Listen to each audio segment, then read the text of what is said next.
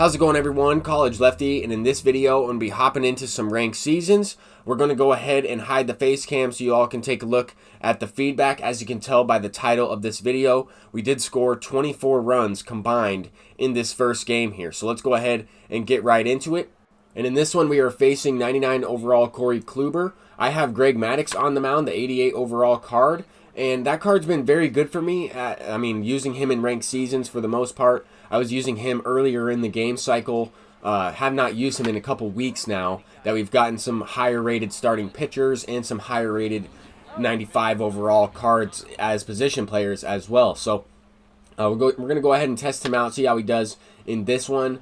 But at the same time, the games I've been playing most recently, I've been using a lot of starting pitchers. They have been pretty challenging games, I would say. I've lost quite a few one-run ball games, and I've kind of jumped up and down between the Division Series and the Championship Series. I have yet to get over the 850 mark for ranked seasons this season. So we do have until June 8th to go ahead and get that done. I know that SDS is going to be releasing some new content. The fourth inning program is coming out. I know MLB The Show tweeted out on Twitter some, I guess, hints about the different players that are going to be released. And it's looking like we'll probably see Joe Torre, Jacoby Ellsbury, and King Felix Hernandez as those bosses. It kind of matches up with those hints, and there aren't really any other options that they could really go with. So anyway, to get back on track with this gameplay, so far we've gotten kind of rewarded with some interesting base hits in this game. Some hits that I wasn't really on the PCI or wasn't on the ball with the PCI, or really good swings with timing. Anyway, we are trying to capitalize on these opportunities though. This opponent is a good player, and he's also facing Greg Maddux, so you never know if he's going to get lit up. You never know what's going to happen. So we need to capitalize here. I didn't realize that Mickey Mantle was going to third base until he was halfway there already. I wasn't really trying to send him there, but just got messed up on the bases. Sometimes that will happen in MLB The Show 20. Reggie Jackson goes deep, so that did cost me a run in this inning, but you never know if we would have gotten the same result, if he would have thrown the same pitch. You just never know what would have happened. Pablo Sanchez is also hitting one for a solo shot. We will also be unlocking the 89 overall balance focus created player in this video. I needed a couple more games to play in ranked seasons to grind out the 150 online innings. It will take you about 16 games or so in order to complete that. It's not really that difficult, just takes time depending on if you play, shortened games or if you play extra inning games in ranked seasons. You could get a mercy rule, you could have people quitting out. If you're quitting out, you're not going to get those innings for your creative player. So those variables will come into play there for how many games it will take you. But I do think it's worth it. The creative player with the diamond equipment, some of the best equipment, is one of the best cards in the entire game, depending on what swing you want on him. But as you can see here, we kind of broke the game open a little bit. We have gotten rewarded on some interesting hits though. This opponent is going to score runs. He's going to hit the ball. We got to look to minimize, try and get as many outs from Greg Maddux as possible. So I kind of use Greg Maddux as like an opener in this game. Even though he's a starting pitcher, I didn't think that he was going to go deep into this game. Look at this hit that the opponent gets right here. That's a cutter way inside on the hands. He swings with good timing somehow and hits it to right field. As you can see from that PCI placement, good way inside. I have never seen that hit result in this year's game, but I can't say that anymore. That we just had one happen. So, but at the same time, both of us are getting rewarded. Both of us are going to get those fluke base hits and just get lucky at times. Sometimes it's better to be lucky than good. Here, the opponent had a great swing.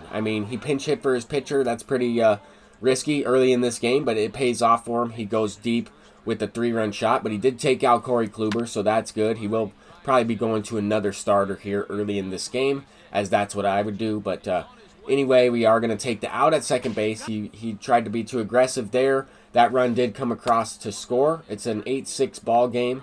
A little bit later, and we get him to chase in the second inning there. So already 14 runs scored only in the first 2 innings of this game. So we are looking to continue to score. If we don't, this opponent is going to make the comeback and potentially break the game open just by the way he's played so far. He scored in each and every inning. We both scored one in the first and then kind of blew up in the second inning for a big inning. We are getting another late base hit, a very late, slightly jammed hit from Mickey Mantle. I mean, I know it is Mickey Mantle. He's the best card in the entire game all around, but there's no way that should be rewarded with a base knock. I would think that, maybe this swing would be rewarded rather than the very late one. And I thought that ball was getting down for sure. I end up what would have been a double play, but nobody's covering first base. We still don't score a run in that last inning because I didn't score on that sac fly. So I wasn't able to take advantage, but later in the game, next time Mickey Mantle comes up to the plate, he gets another very late jammed base hit. So at least it's consistent with those types of swings. I mean, the PCI is somewhat on the ball, but those hits should not be rewarded. Same type of thing with this one right here. I was hoping that this ball would get through in the moment, but that should never be rewarded with a hit. Very early, rolled over, 66 off the bat, and it was a base knock. It was a line drive in the scorebook, if you will. So it is what it is. Sometimes this game, these things are going to happen. Playing at Ship Field, you're going to get rewarded with home runs and some hits that you might not necessarily get at other fields.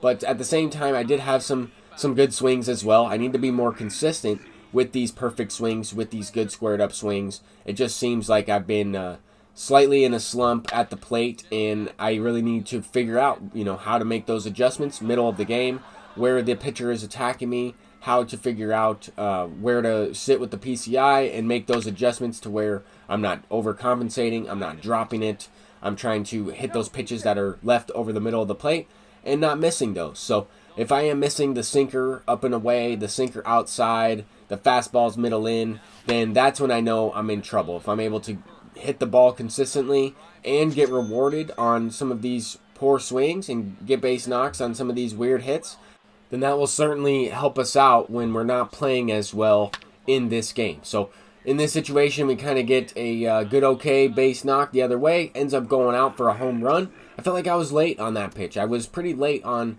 sinkers in general during the stream. I played this game during the live stream yesterday, and I will also include another game in this video that was played off stream. But anyway, we're in the top of the 9th inning, and I felt like I got that one. I felt like I squared that one up. I might have been a little early, probably got it off the end of the bat.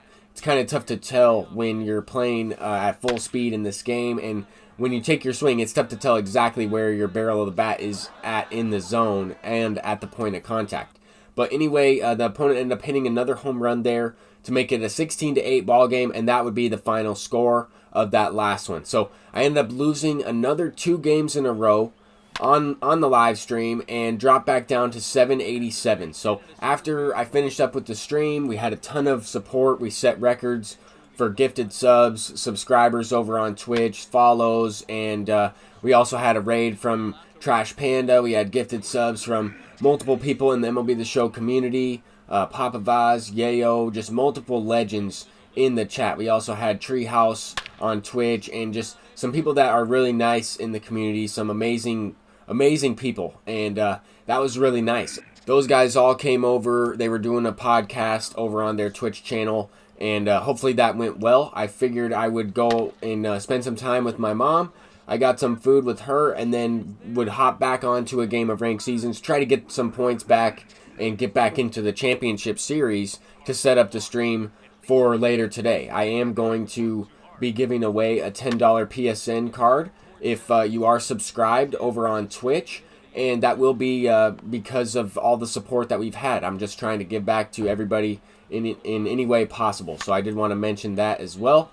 And in this game, I also got rewarded with some interesting swings. I mean, we hit a home run with Nolan Gorman on a pitch up above the zone. That one I wasn't really all the way on. Nolan Gorman goes deep again, and it's a 6-0 game in the top of the 5th, and it took me a few innings to get something going in this one, but I felt like I was on the ball a little bit better. I felt like my timing was better in this game, and that's really how it's been for me, just game to game, looking to try to stay consistent, but I really haven't been. I'm trying my best to make World Series. We're looking to go ahead and do so upcoming here. I need to get on a win streak, but here we have the diamond-focused, or I should say the balance-focused creative player at shortstop, the 89 overall diamond. And once you add the equipment that will be coming up on the screen in the next screenshot, he will have these attributes. And this card is absolutely incredible. I have Adalberto Mondesi's regular swing on him for the creative player, and that's all default. So here is the equipment that I'm using. I'm using all diamond equipment.